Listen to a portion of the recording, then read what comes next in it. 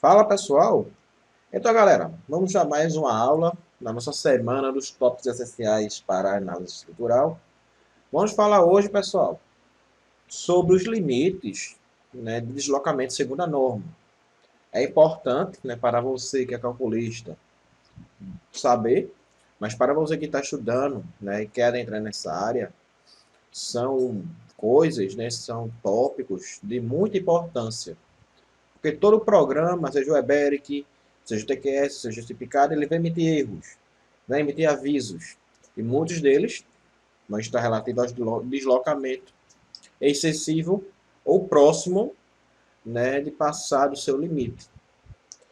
Então, pessoal, segundo, né, a ABNT NBR 618/2014, né, nossa norma, né, de estrutura, as estruturas elas são projetadas para três casos. Primeiro, manter a segurança. Segundo, manter a estabilidade. E terceiro, existir as solicitações durante seu período de projeto. Qual o período de vida útil de uma estrutura, né, que ela deve se manter, né, pessoal? Existindo as suas solicitações. É de 50 anos. Está na norma. Porém, o que é que acontece? Por uma falta de acompanhamento da obra, por um mau projetista, muitas vezes ocorre, né, de algumas situações não atenderem esses requisitos, como a gente pode observar ao lado.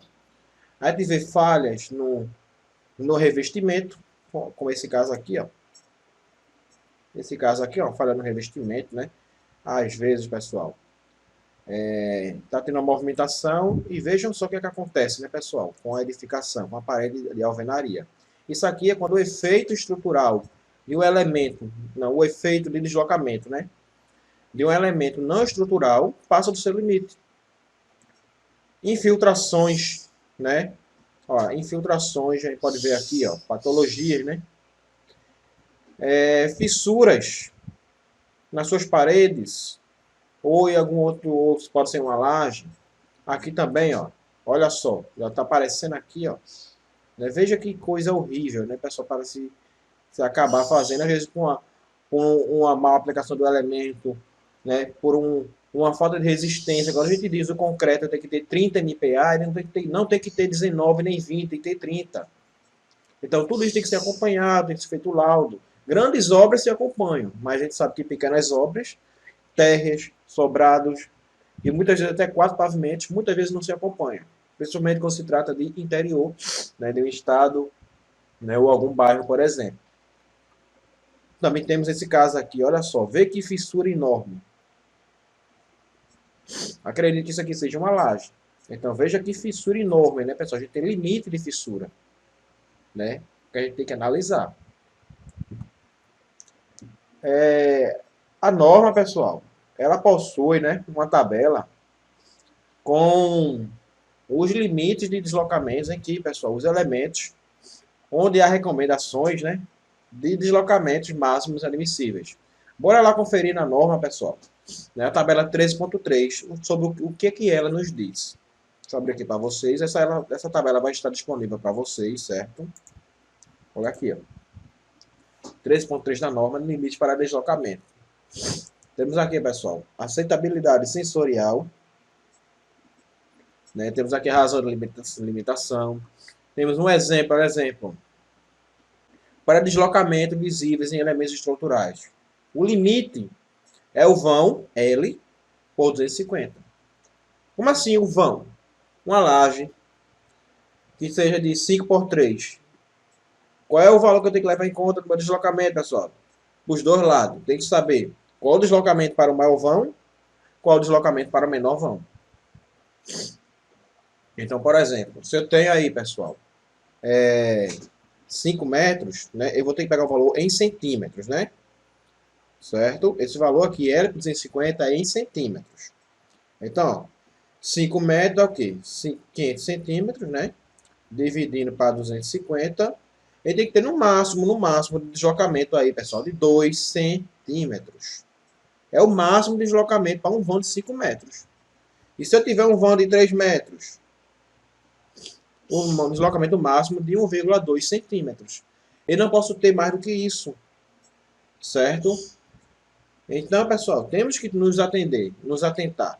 Muitos programas eles vão exibir vários cálculos, né, pessoal? Para que vão lhe avisar, lhe recomendar a estudar esses deslocamentos. Ah, mas como é que eu pego e reduzo esse deslocamento, pessoal? Reduzindo o vão. Por exemplo, se eu tenho que ter um vão lá de 5 metros, e eu tenho que o meu deslocamento é 2 centímetros, mas está dando deslocamento de 3, 4 centímetros. Claro que isso aqui, pessoal, vai variar do projeto. Se eu tiver uma laje em balanço de 3 metros, por exemplo, pessoal, eu tenho um deslocamento, pessoal, muito grande, né? Nesse caso, se trata de uma laje em balanço, né? A gente tem, pessoal, que analisar bem. Temos que ver aí em questão de engastamento, né? Ou se essa laje está apoiada, né? Ver outra solução, por exemplo, se é uma laje maciça, se é uma laje treliçada, né? Esses tipos de lajes, pessoal, devido à sua armadura, por exemplo, uma laje maciça temos armadura positiva e armadura negativa. Já numa laje treliçada a gente não tem. A gente vai ter as gigotas, né? E a gente vai ter as armaduras construtivas, né? E temos também, né, pessoal, em alguns casos, né, vamos ter armadura superior, né, para poder realmente aí dar uma maior segurança, que deve ser prevista pelo calculista, certo, pessoal? No caso também temos efeitos estruturais em serviço, né? Temos 3 razões para a sua limitação: superfícies que devem drenar água, pavimentos que devem permanecer planos, elementos que suportam equipamentos sensíveis, né? Então, é o caso aí, pessoal, né, de superfície que deve drenar água, cobertura e varanda. Quando ela não tem capacidade, né, se ela passar desse deslocamento aqui, ó, o que é que diz aqui nesse meu item A? Ó,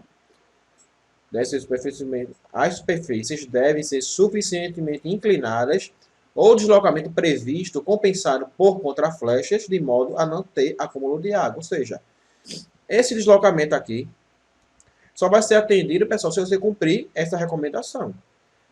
Se você tem uma laje, pessoal, de cobertura, e você sabe que tem que ter uma inclinação necessária para evitar empoçamento de água, como é que você constrói uma coisa e deixa aqueles rombos na sua estrutura? Você não faz a regularização da sua cobertura. Se juntar água naquele ponto, é claro que o deslocamento não vai atender. Por isso que dá muita infiltração em muitas casas. Por falta de uma boa execução. Desculpe dizer, por falta de um bom engenheiro. Muitas vezes é culpa do próprio engenheiro que está na obra, que às vezes não confere, do próprio analista que está na obra, que não confere. Mas também temos que ter toda uma equipe, toda uma construtora que acompanha a sua obra, certo? Então, se você é engenheiro, você sabe, você tem que acompanhar a obra do começo ao fim. E não somente querer só receber pelo projeto. Não querer somente receber para ir um dia ou outro, ou quando acha que deve ir. Façam o seu cronograma direito. Vocês já são responsáveis do começo ao fim pela sua obra. Pavimentos que devem permanecer planos, né? Como, por exemplo, ginásio de pista de boliche. Temos que considerar, isso o quê? Deslocamento a considerar, pessoal, é total. Total, né? Aqui, ó. L, o vão por 350, mais a contraflecha. Essa contraflecha aqui, ó. Deslocamentos podem ser parcialmente compensados pela especificação de contraflecha. Entretanto, a atuação isolada da contraflecha não pode ocasionar um desvio do plano maior a L350. A gente vai ter que ter, pessoal. Por se tratar de um ginásio ou de uma pista de boliche, a gente sabe que a gente tem vibrações, né, excessivas. A gente vai ter que evitar, pessoal, né, aquele desconforto. Quando você está numa casa, que você sente aquele desconforto, é porque algo está errado.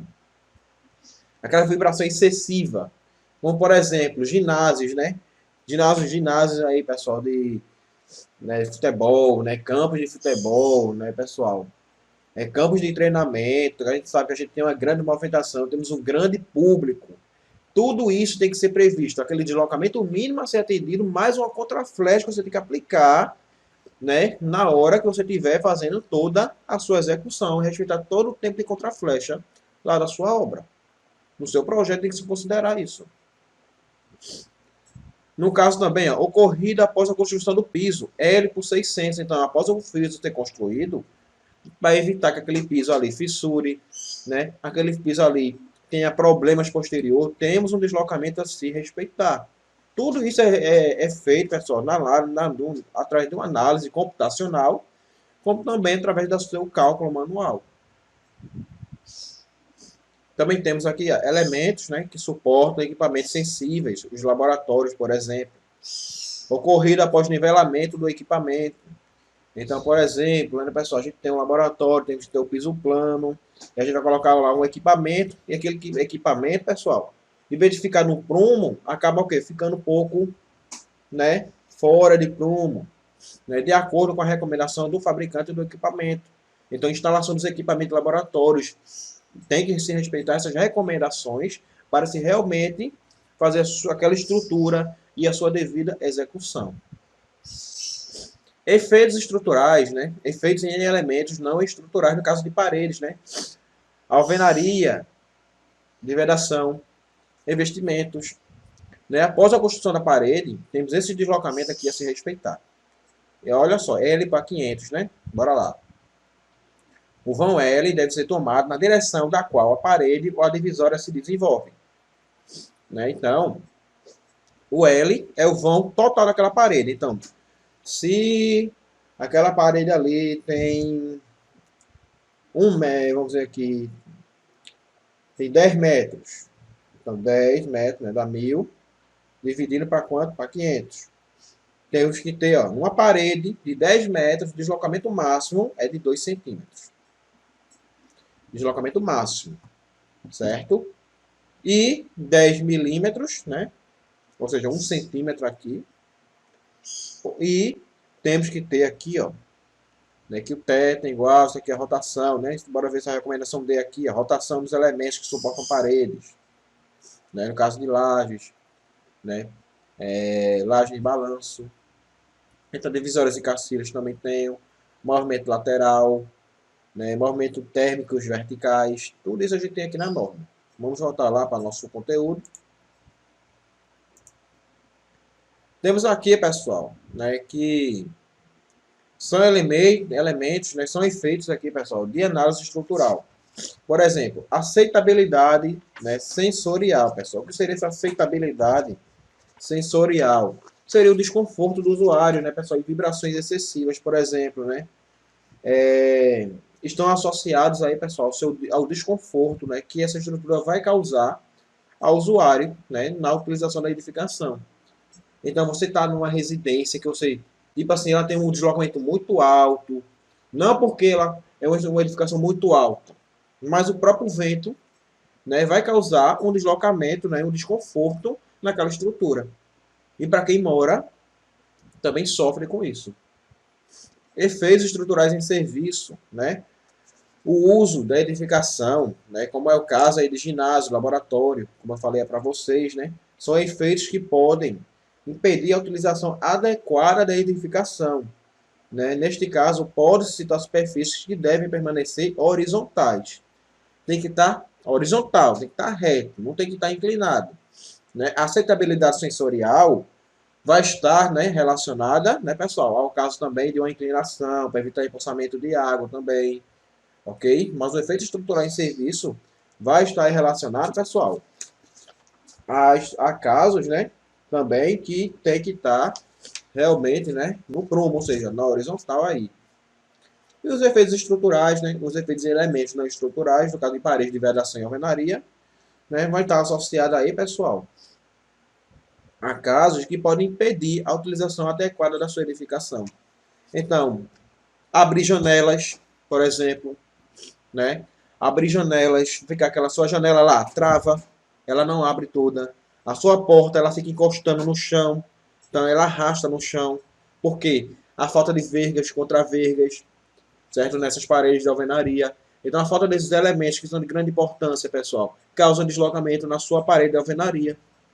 E isso realmente, né, pessoal, temos que se evitar. Beleza? Então, galerinha, essa foi a nossa aula quanto aos limites de deslocamento segundo a norma. Beleza? Até lá, pessoal.